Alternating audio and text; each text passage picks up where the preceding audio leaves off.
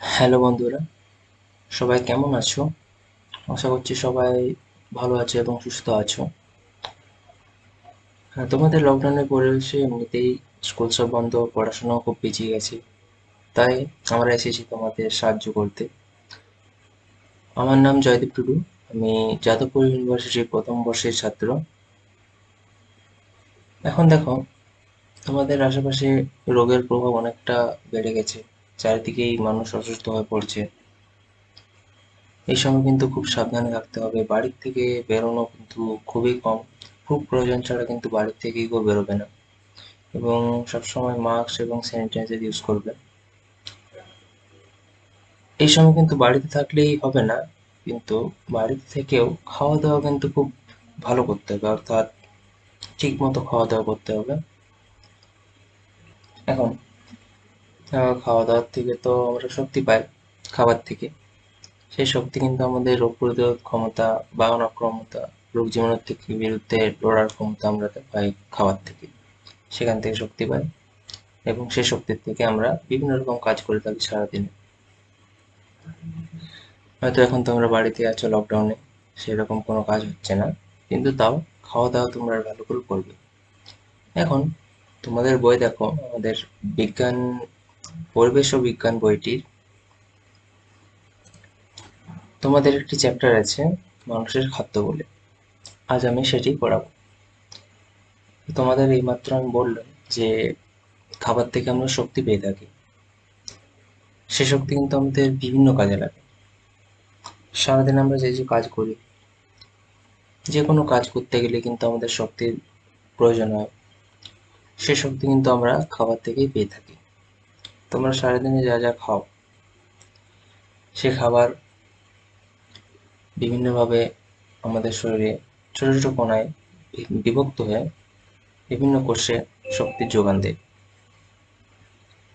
এখানে দেখো একটি ছক আছে, সারাদিনের কাজ। তাহলে তোমরা সারাদিনে অনেক রকম কাজ করে থাকো, খেলাধুলা করে থাকো। কিন্তু এখন যেহেতু লকডাউন, হয়তো খেলাধুলা খুব কমে গেছে, কিন্তু ঘরের মধ্যেই হয়তো একটু একটু খেলাধুলা করে থাকো। তাহলে তোমরা একটা কাজ করবে, এই সারাদিনে তোমরা কি কি কাজ করো বাড়ির মধ্যে, সেই ছকটা তার মাধ্যমে পূরণ করো। এরপর তোমাদের আমি বললাম যে খাবার থেকে আমরা শক্তি পাই। তাহলে এখানে দেখো একটি কথা লেখা আছে। তাহলে তোমাদের দেহে শক্তির উৎস কি? তাহলে সেখান থেকে তোমরা বুঝতে পারবে তোমাদের শরীরে শক্তির উৎস হলো খাদ্য। এবার যদি তোমরা ঠিকভাবে খাবার না খাও, যদি সঠিক পরিমাণ বা সঠিকভাবে খাদ্য গ্রহণ না করো, তখন কিন্তু তোমাদের শরীর খারাপ হতে পারে। তাই খাবার দাবার কিন্তু ঠিকভাবে করবে। এখন রোগ জীবাণু বা বিভিন্ন রকম অসুখ থেকে নিজেকে বাঁচাতেও আমাদের শরীরে শক্তির প্রয়োজন হয়। সে শক্তিও কিন্তু আমরা খাবার থেকেই পেয়ে থাকি। এখানে দেখো লেখা আছে সেটাই, যে রোগ জীবাণুর আক্রমণ ঠেকাতে তোমাদের বা তাদের মারতে শক্তি কোথা থেকে আসে, সেটাও হবে খাদ্যর থেকে। ওকে। এরপর সারাদিন তোমরা নানা কাজ করো, যার জন্য শক্তির প্রয়োজন হয়। সেই সব কাজের জন্য যে শক্তি, সেটাও কিন্তু খাবার থেকে আসে। নানা রোগ থেকে বাঁচতেও শক্তি, সেটাও কিন্তু খাবার থেকে আসে। তাই খাবার না খেলে কিন্তু শরীরে নানা রকম সমস্যা হয়ে থাকে। এবার ধরো যদি কেউ ঠিক মতো খাবার না খায়, তার কিন্তু বিভিন্ন রকম এবার শরীরের সমস্যা হতে পারে। খাবারে ভিটামিন, প্রোটিন, কার্বোহাইড্রেট বা শর্করা যেটাকে বলা হয়, খনিজ মৌল, এসব কিছুই থাকে। এবার এগুলোর যদি কখনো অভাব হয় শরীরের মধ্যে খাওয়া দাওয়ার অভাবে, তখন কিন্তু মানুষের শরীরে অনেক রকম সমস্যা দেখা যায়।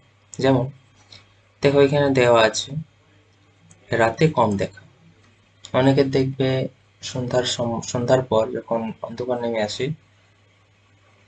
তার দৃষ্টিশক্তি কিন্তু অনেকটাই কমে যায়। সাধারণ মানুষ থেকে অনেকটা দৃষ্টিশক্তি কমে যায়। এর কারণ হলো ভিটামিনের অভাব। ভিটামিনের অভাবে এই রোগটি হয়ে থাকে।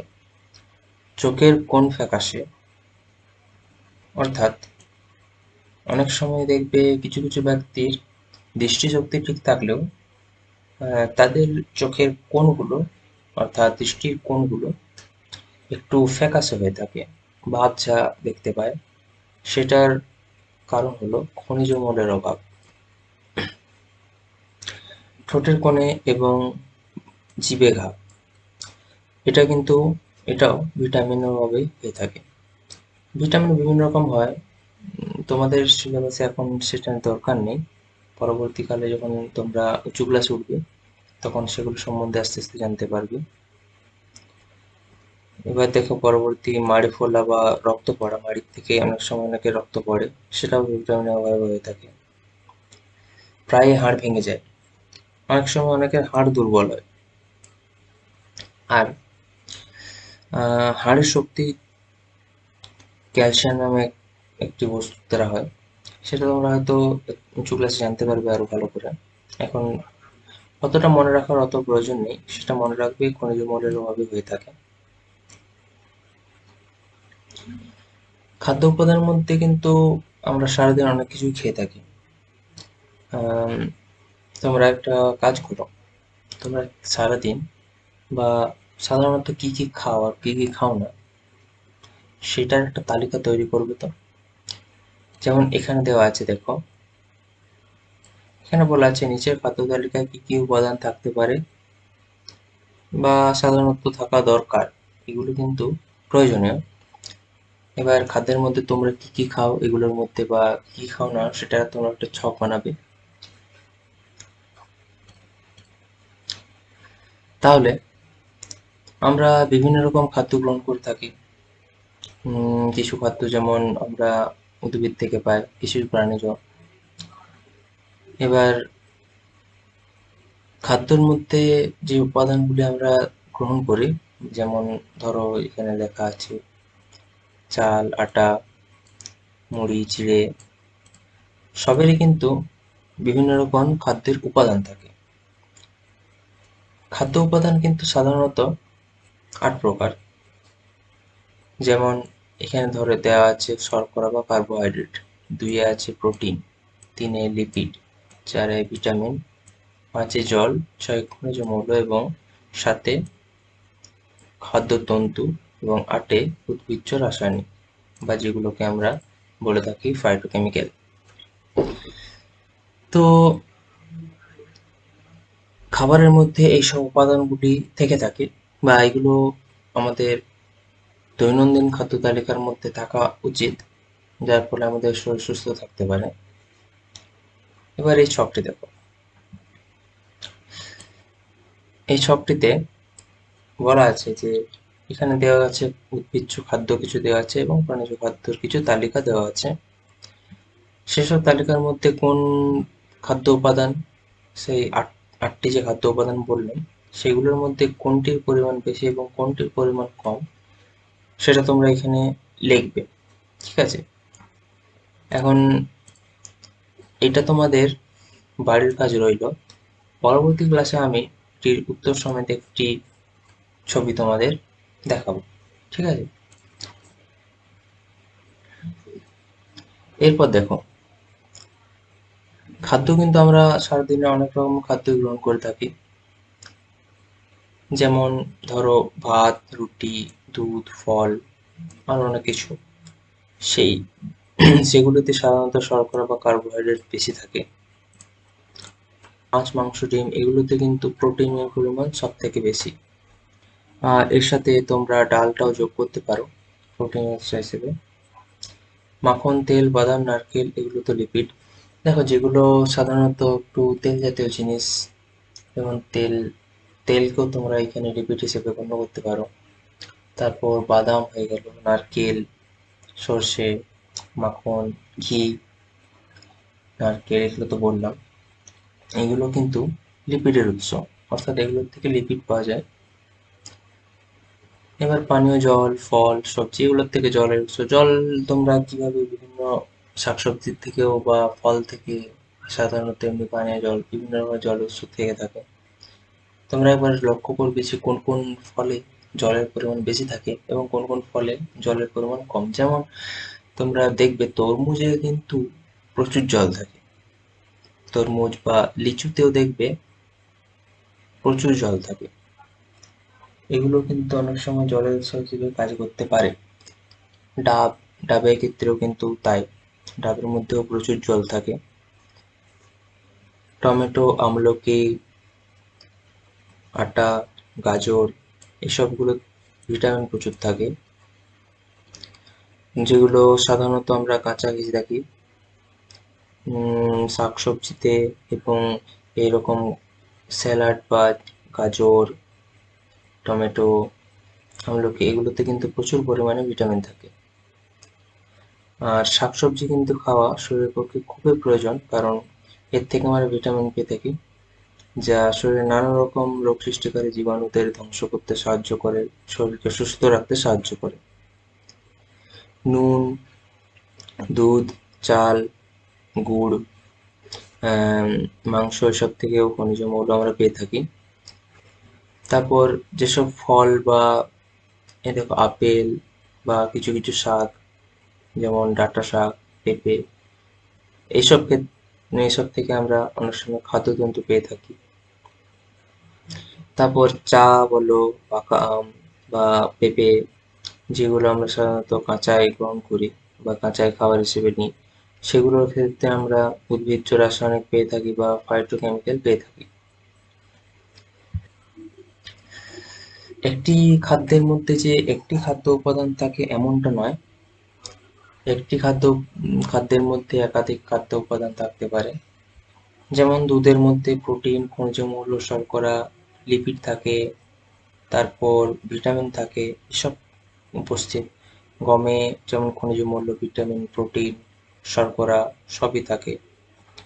আমলকিতে ভিটামিন, জল, কিছুটা পরিমাণ প্রোটিন থাকে।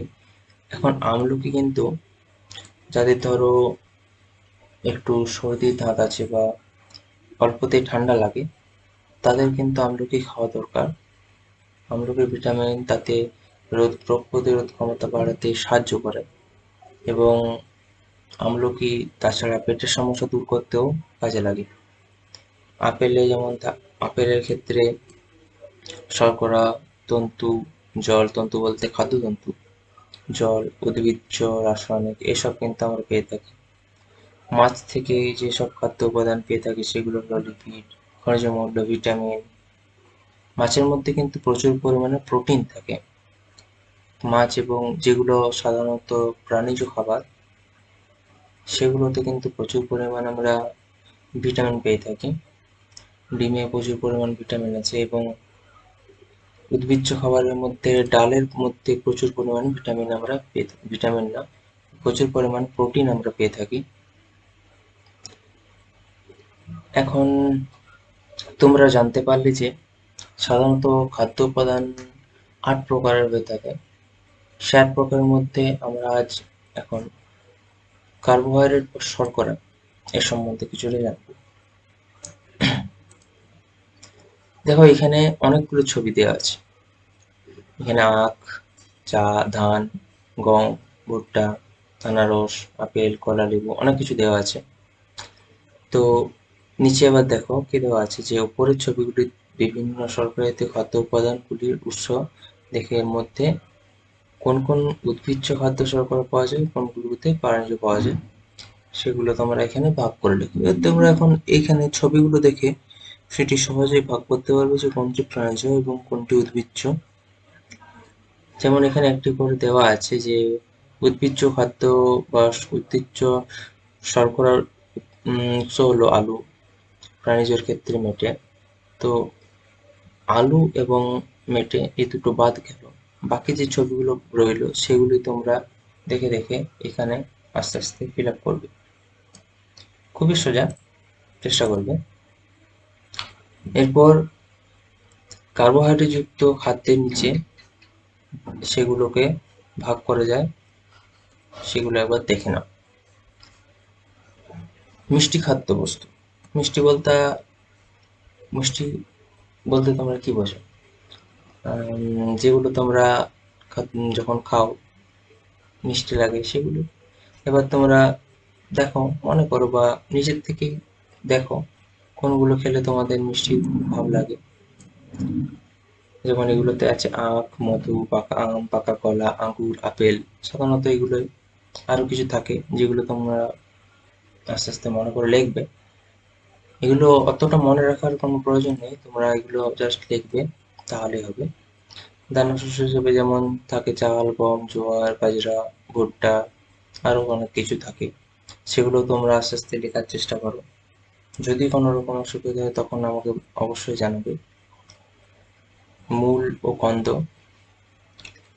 আচ্ছা, বলো তো, আলু, তোমরা যে আলু খাও সেটা আসলে কি? একবার ভেবে দেখবে। তোমরা হয়তো এখনো জানো না, কিন্তু আলু হলো এক প্রকার কাণ্ড।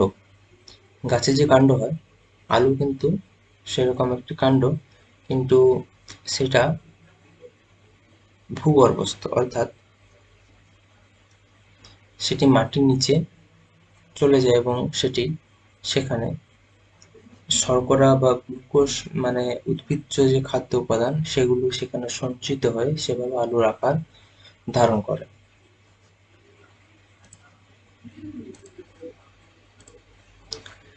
এর ব্যাপারে তোমরা পরবর্তী বা যখন একটু উঁচু ক্লাসে উঠবে তখন সেগুলো সম্বন্ধে তোমরা জানতে পারবে।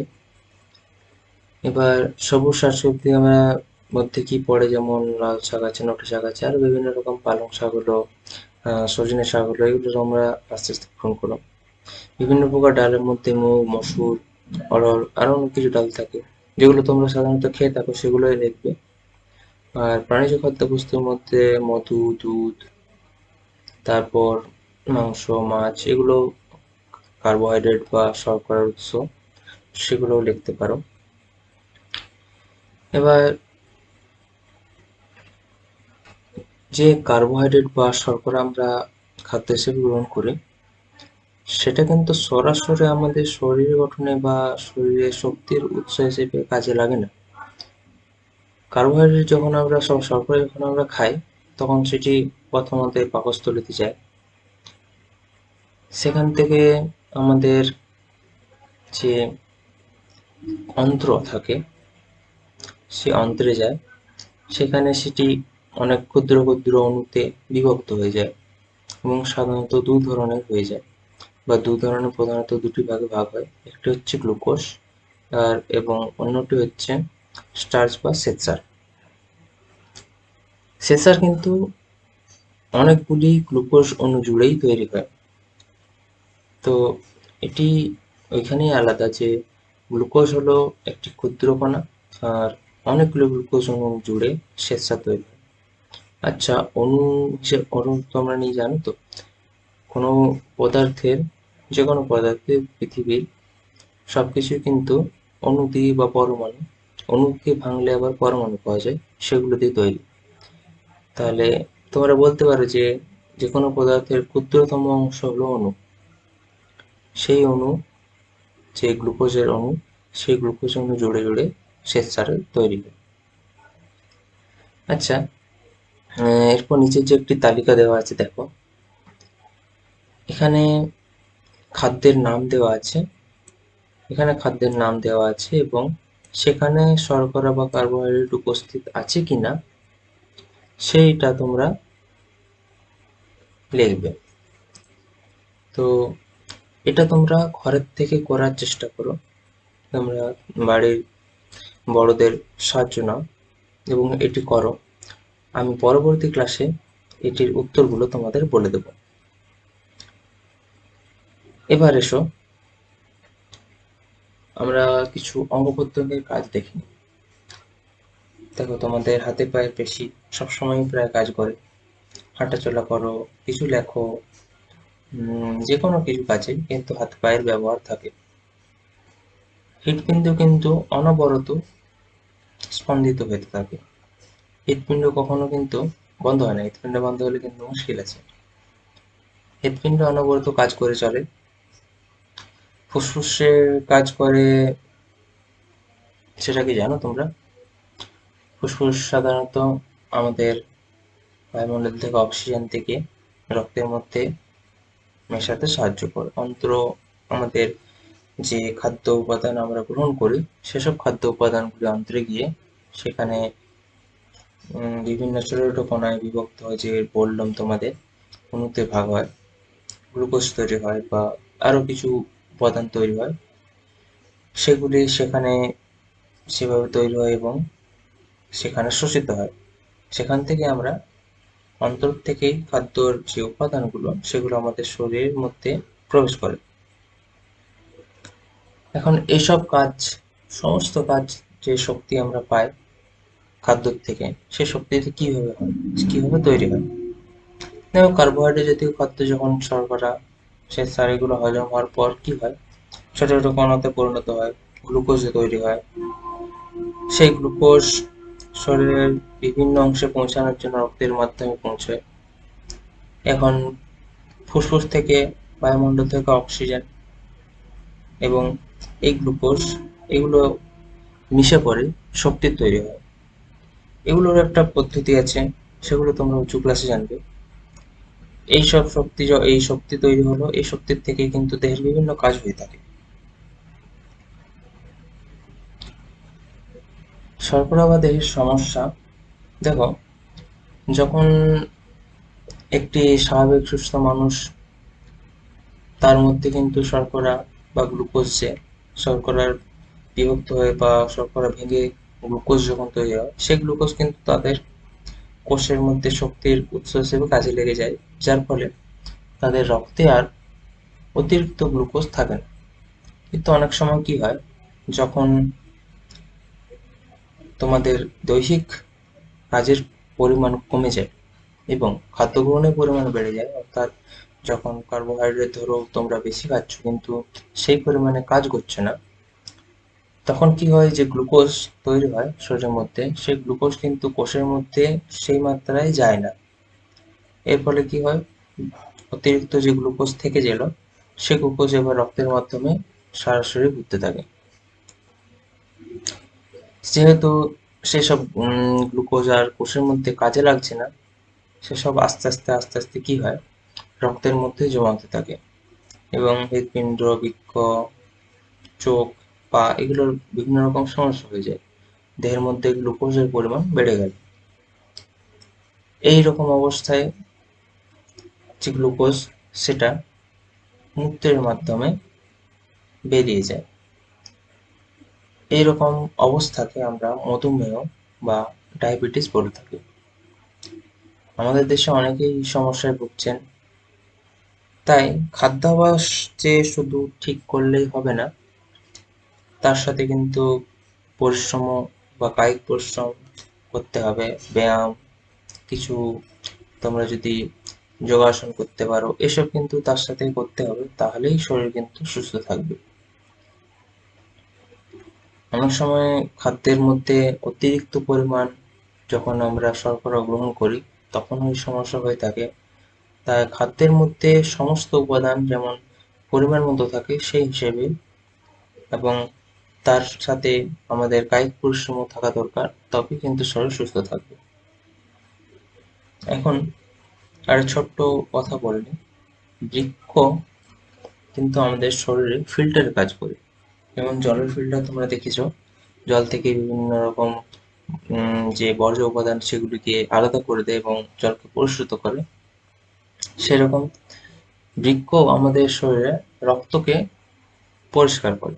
বিভিন্ন রকম রক্তের মধ্যে যেসব বর্জ্য জমা হয়, সেসব বর্জ্যকে কিন্তু বৃক্ক আলাদা করে দেয় এবং রক্তকে বর্জ্যমুক্ত করে। ঠিক আছে? এই বৃক্ক কিন্তু এবার যখন শরীরের মধ্যে গ্লুকোজের পরিমাণ বেড়ে যায়, তখন এই বৃক্কে সেই ফিল্টারেশন পদ্ধতি বা পরিশ্রমণ পদ্ধতি কিন্তু ব্যাঘাত ঘটে, যার ফলে বৃক্ক ক্ষতিগ্রস্ত হয়। তো আজ আমরা কি কি জানলাম, যে মানুষের শরীরে খাদ্যের প্রয়োজনীয়তা কি, আমাদের খাদ্য গ্রহণ করা দরকার, সেখানে থেকে খাদ্যের থেকে আমরা শক্তি পেয়ে থাকি। সে শক্তি আমাদের বিভিন্ন সারাদিনের কাজ করতে কাজে লাগে। এবং খাদ্যের মধ্যে উপাদানের কিছু অভাব, যেমন ভিটামিন, প্রোটিন, খনিজ মৌল, এসবের অভাবে আমাদের মধ্যে বা মানব শরীরে কি কি সমস্যা দেখা দেয় সেগুলো জানলাম। খাদ্যের মধ্যে তালিকার মধ্যে আমাদের কি কি থাকা আবশ্যিক সে ব্যাপারে আমরা জানলাম। এবং এখানে তোমরা এই ছকটি তোমরা নিজেরা বাড়িতে করবে, আর এইটি আমি পরবর্তী ক্লাসে তোমাদের উত্তর সমেত দেখাবো। তোমরা এটি বাড়িতে করার চেষ্টা করো। এবং তারপর জানলাম আমরা যে কত রকমের খাদ্যের উপাদান হয়ে থাকে। 8 প্রকার খাদ্যের উপাদান হয়। কোন কোন খাবারে কি কি খাদ্য উপাদান আমরা পাই এগুলো সম্বন্ধে আমরা জানলাম। এবং খাদ্যের মধ্যে উদ্ভিজ্জ বা প্রাণীজ কার্বোহাইড্রেটের উৎস, কার্বোহাইড্রেট সম্পর্কে আমরা জানলাম।